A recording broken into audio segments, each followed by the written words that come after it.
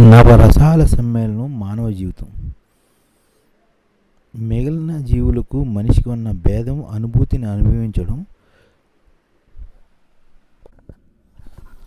అయితే పశుపక్షాదులు కీటకాలు కూడా అనుభూతిని ఆస్వాదిస్తాయి. వ్యక్తపరిచే అదృష్టం మాత్రం మానవులకే దక్కింది. నవరసాలని 9గా విభజించి భావానుభవాన్ని నిర్వచించడం జరిగింది. అక్షరాస్యుడైతే నవరసాలను ఆస్వాదించి తనలో తాను రమిస్తాడు. తెలిసినా తెలియకపోయినా ప్రతి వ్యక్తి ఏదో ఒక సమయంలో ఈ నవరసాలను అనుభవించిన వాడే. మనిషి ప్రకృతిలో భాగమైన ప్రేరణ వల్ల రసానుభూతిని అనుభవించక తప్పదు. వీటిలో ముఖ్యమైనది శృంగారము. కాలప్రేరణ వల్ల ప్రతి జీవి శృంగారం భావాన్ని అనుభవిస్తాయి. అయితే ఈ రసాన్ని ఆస్వాదించి ఆనంద డోలికలు మునిగేది మాత్రం మనిషే. అందుకే దీనిని అంత ప్రాధాన్యత సంచరించింది. కానీ శృంగార రసానికి దాని పవిత్రం జోడిస్తేనే సాధ్యమవుతుంది. హిందూ వివాహ వ్యవస్థ భార్యాభర్తల పేరుతో తమ జీవనయానాన్ని శృంగార రసంలో ముహరించడమే యోగం. ఈ పవిత్ర యోగానికి విరుద్ధంగా అక్రమ మార్గాల్లో వెళ్ళే వారికి రసానుభూతి సాధ్యం కాదు.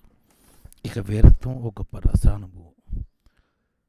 వీరత్వం అన్నమాట. ముఖ్యంగా దేశ సమాజ రక్షకులకు ఈ వీరరసం ఒక ఆవరణంగా కలిగి ఉంటుంది. ఈ వీరరసభావం ఉన్నవారే రక్షభటులుగా, సైనికులుగా, అధికారులుగా తమ జీవన యానాన్ని కొనసాగిస్తారు. ప్రతి ఒక్కరూ ఏదో సందర్భంలో వీరరసానుభవంతో ఆవేశానికి లోనైన వారే. వీరరసానికి భావం ఆవేశం. కానీ ఆవేశం ఆనందదాయకం కాకూడదు. ఆవేశం చేసే కర్మలు దుష్కర్మలుగా వ్యక్తీకరించడం సాధారణంగా మనం సమాజంలో చూస్తుంటాం. మత్తుకు బానిసలుగా మారిన వారు చేసే పనులు వీరత్వం అనిపించుకోవు. క్రోధంతో చేసే ఆవేశపు దుర్మార్గపు చర్యలు వీరరసానికి గుర్తులు కాదు. త్యాగానికి చిహ్నంగా కనిపించే రసానుభూతి వీరత్వం. మన దేశం కోసం, సమాజ శాంతి స్థాపన కోసం తన ప్రాణాలను త్యాగం చేసే వీర సైనికులు, రక్షక భటులు వీరరసానుభూతిని ఆస్వాదిస్తారు. అటువంటి వారే స్వర్గానికి అలంకరిస్తారు.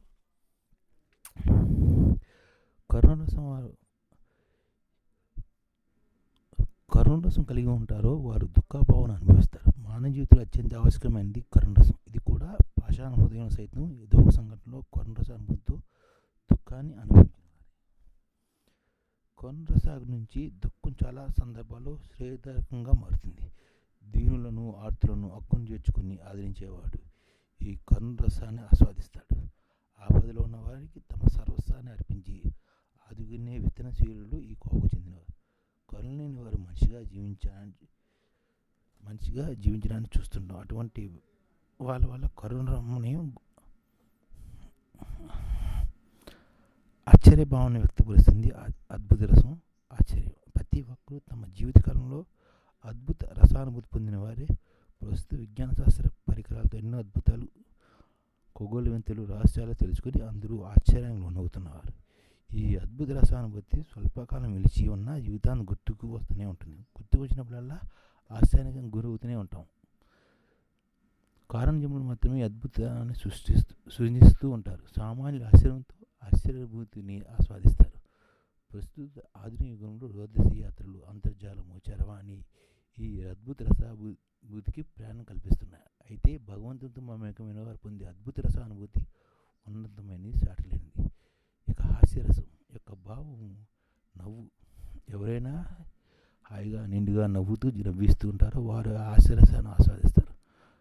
నవ్వు 40 రకాల లాభాలను కలిగిస్తుంది. వాటిలో ముఖ్యమైన లాభం ఆరోగ్యం. హాస్యం వెకిలిదైతే రసానుభూతి రసాభాసగా మారుతుంది. ఇది ప్రమాదం. అందుకే అప్పుడప్పుడు నవ్వు 4 విధాలుగా చేయటాన్ని కలిగిస్తుందని గ్రహించాలి. స్వార్థం నుండి భయం జనిస్తుంది. భయానక రసానికి భావ వ్యక్తీకరణ భయము. ప్రస్తుత సమాజం ఈ భయానక రసానుభూతిలో పడి సతమవుతున్నారు. నిత్యం జరిగే అకృత్యాలు మొత్తం సమాజాన్ని భయంలో ముంచెత్తేస్తున్నాయి. మనిషి స్వార్థ చింతనతో ఈ రసానుభూతిని అనుక్షణం సృజిస్తున్నాడు. ఈ భయానక వాతావరణాన్ని ఉక్కుపాదంతో అణిచివేసే బాధ్యత పాలకులదే. ఈ రసాన్ని మనిషి అన్న వాడే కావాలని కోరుకోడు. భయం. ఈ భయానక పరిస్థితులు తోడు బీభత్సరసం తోడైతే మనిషి మనుగడ ప్రమాదాలు పడ్డట్టే. బీభత్సాన్ని కలిగించేవారు జుగుప్స భావనలు లోనవుతారు. ప్రస్తుత సమాజంలో బీభత్సాన్ని రసానుభూతికి లోనవడం చూస్తున్నాం. మానభంగాలు, హత్యలు, ఖండాలుగా దేహాన్ని వేరు చేయడం సమాజంలో జుగుప్సను కలిగిస్తున్నాయి. లోపము, స్వార్థము, అసూయ మనిషిలో రౌద్రరసాన్ని ప్రేరేపిస్తాయి. ఈ రౌద్రరసం యొక్క భావవ్యక్తికనే కోపము సర్వ సమస్యలకు కారణమవుతుంది. ఈ కోపం వలన దేశాల మధ్య యుద్ధాలు జరుగుతున్నాయి. ఆహారం కంటే ఆయుధాలను ఎక్కువగా ఉత్పత్తి చేసి మనిషి అన్న పదాన్ని అర్థాన్ని మార్చేస్తున్నాయి. అందుకే నవరసాలు ఆణిముత్యమైన శాంతరసము. ఇది ఓర్పు అనే భావం ద్వారా వ్యక్తమవుతూ ఉంటుంది. ఓర్పు సహనానికి నాంది. మనిషి ఓర్పుతో ఆలోచింపజేస్తే ఈ భూమి సాధిధామం అవుతుంది.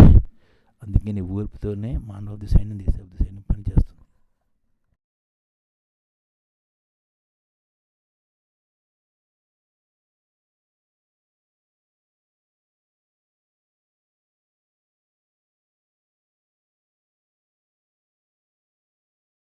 ఈ ఛానల్ ముఖ్య ఉద్దేశం ఏంటంటే, మన తెలుగు రాష్ట్రాల్లో 1 కోటి మందికి సంఘటిత రంగాల్లో ఏ విధంగా ఉద్యోగాలు ఇవ్వవచ్చు, కనీస నెల జీతం 30,000 వరకు ఏ విధంగా ఇవ్వవచ్చు, ఏ విధంగా చేస్తే ఉద్యోగాలు సృష్టించబడతాయో వివరిస్తూ ఈ ఛానల్ వీడియోలు వస్తాయి. అలాంటి వీడియోలు మీకు కావాలంటే మన ఐడిఎఫ్ భాస్కర్ ఛానల్ని సబ్స్క్రైబ్ చేసుకోండి. ఐడిఎఫ్ అంటే ఇండియన్ డెవలప్మెంట్ ఫోర్స్. ఈ వీడియోలు చూసిన తర్వాత మీకు నచ్చితే లైక్ చేయండి, మీ ఫ్యామిలీ మెంబర్స్కి షేర్ చేయండి, మరియు మీ ఫ్రెండ్స్కి షేర్ చేయండి. Thank you. నమస్కారం.